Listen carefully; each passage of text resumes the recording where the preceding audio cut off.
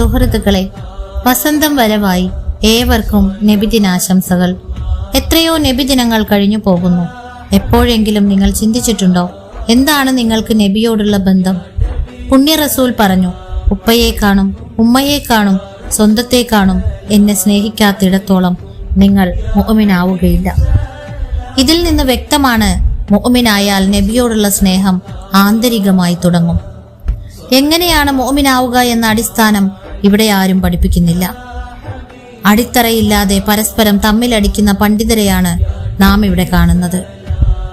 ആരാണ് മുഅ്മിനെന്ന് ഖുർആൻ പറഞ്ഞിട്ടുണ്ട്. അറബികൾ വന്ന് പറഞ്ഞു, ഞങ്ങൾ മുഅ്മിനീങ്ങളാണ്. അവരോട് മുസ്ലിങ്ങൾ എന്ന് പറഞ്ഞോളൂ. മുഅ്മിനാകണമെങ്കിൽ കൽബിൽ ദിക്ർ പ്രവേശിക്കണമെന്ന് പറഞ്ഞു.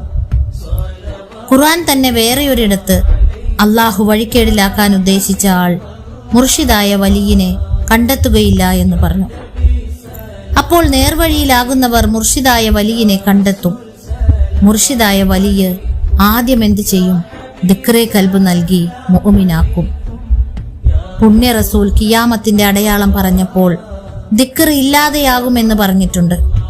ദിക്ർ എവിടെ നിന്നാണ് ഇല്ലാതെയായത്? ഇന്ന് സംഘടനകൾ ദിക്ർ മജ്ലിസ് നടത്തുന്നത് കൂടുന്നു.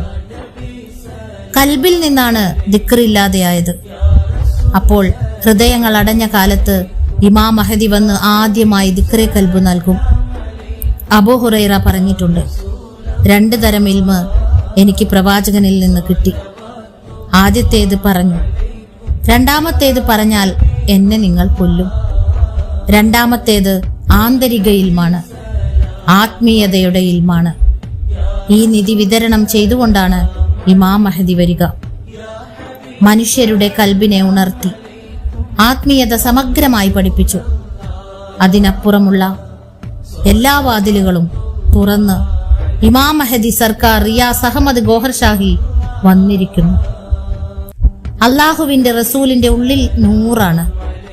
കൽബ് ഉണർന്ന് നമ്മിലും നൂറായി തുടങ്ങുമ്പോഴാണ് അള്ളാഹുവോടും റസൂലിനോടും യഥാർത്ഥ ബന്ധമായി തുടങ്ങുന്നത്.